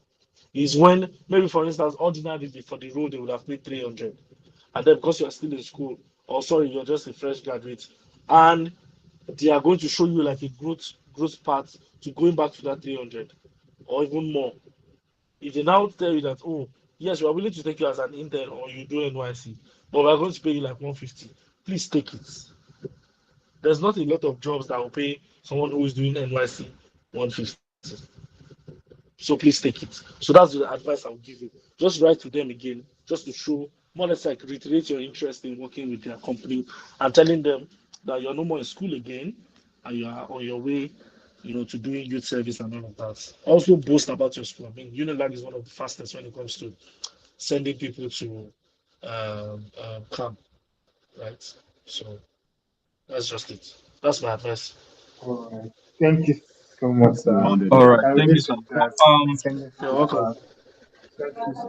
Sadiq, Thank I you so think guys, you much, might the, have. the sir. Thank question you, sir, actually for is this not for session. me because the reason why I Okay. actually asked the question is for undergraduate because I'm a graduate now, but I was an ESCO graduating. So most of Okay. them kind of approach me and during the holiday they kind of approach me that okay, what can they do and stuff like that. So I advise them to go on LinkedIn and most of them are like after everything they come back disappointed. For undergraduates, the best thing they can leverage on, to be honest, is internships. So they can do like unpaid internships. Just go, come back, go during holiday, go and do your internship, come back. I have a friend then, Mistura. She was doing that from year one. Year one, she did internship with AIT, unpaid, came back after school, after holiday, came back to school. Another break, she will go for another internship program. By the time she was done with school, she had lots of experience in the field that she was, and now she's one of the best copywriters in the marketing communications industry that I know. And she's working for one of the top. She has never stayed out of a job. So that's it. So you want to advise them, right? If you already have a community for them, you want to advise them to apply for unpaid internships. Trust me, companies are always willing to take people like that. You will just learn, and then you go. All right, thank you, sir. Sadiq, might have to end here. I All need right. to. I've been Yes. talking for like 2 hours Yes, and sir. more. Thank you so much, sir.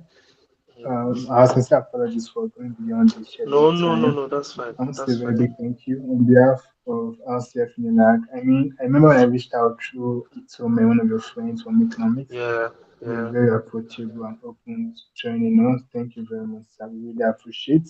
And I You're would like to just welcome. call on Finn to help us round up with a lot of thanks and also like closing prayer very briefly. Thank you, sir. Okay. Yes, thank you very much, Thank you. guys. Please, before Finn comes on, thank you Uh, to the leadership of RCF. Thank you, everyone. Thank you for listening to me. All right. It's a pleasure, like I said from the beginning, to talking to you guys. And I'm sorry if also maybe I didn't come off as that. I didn't say a lot more than you would have loved to hear. I am really like, God is just helping me to be strong and doing this for 2 hours. But I hope that I was able to meet your expectation. And if I'm not able to meet your expectation, please, there are two platforms that I have written a lot and I'm still writing a lot. You can also reach out to me. My Instagram, all right? Um, so just write that. So you can write that on me and write it on my, so at Meet JME, right? That's on my Instagram. And then my LinkedIn is another place, all right? Just my name. Or you can search with Oga HR. You see my name, you see my face there. But Moses Joel, all right, Oga HR. Moses Omatudi Joel, Oga HR. You can find me there. So thank you very much, guys. I really appreciate it. And thank the RCF community. Thank you, Sadi, for reaching out as well. God bless us all. Amen. Amen. Amen. Thank you so Pastor much. Finn, Thank you so much. Yes. Once again, we just want to say thank you, and we appreciate honestly the fact that you still were able to do this even with your health. But we trust that the Lord has already healed you, and your health is restored perfectly in Jesus' name. So, and thank you everyone who joined today. Yes, we were meant to have it yesterday and then we had to reschedule. So thank you for still making it. So tomorrow we also have another session by God's grace. So please make sure you are also here. So just to round up, we're going to just pray. So with Lord, we say thank you for today. Thank you for Oga HR JMB. Thank you for your faithfulness upon our lives and upon his life. And thank you for the journey and helping him thus far so that he can even pour out to many others as well. We give you all the glory. We say thank you for everyone who is a graduate now. Thank you for those who are undergraduates as well. Lord, we trust that you are the one who has even our lives in your hands, and we know that even the future is secured in you. So we just we appreciate you for all you are going to do. And Lord, we say that even regarding our careers, regarding our jobs, regarding our future, oh Lord, we pray that everything works out according to your will in Jesus' name. We pray, oh God, for favor. We pray, oh God, for divine settlement, oh Lord, and we just ask that everyone in our safe in like prospers in Jesus' name. And even tomorrow's session, oh God, we pray that it even be more beautiful and impactful, than even today's one. Today's one has been, beyond expectation. So conversion is close. So what we trust that even tomorrow's one is beyond expectation as well. Thank you, Father. As we go to rest, we pray we renew our strength in Jesus' name. For in Jesus' mighty name, we have prayed. Amen. So thank you, every single person. Amen. God bless. Man, thank you. Bye. Thank you so Bye, much. guys.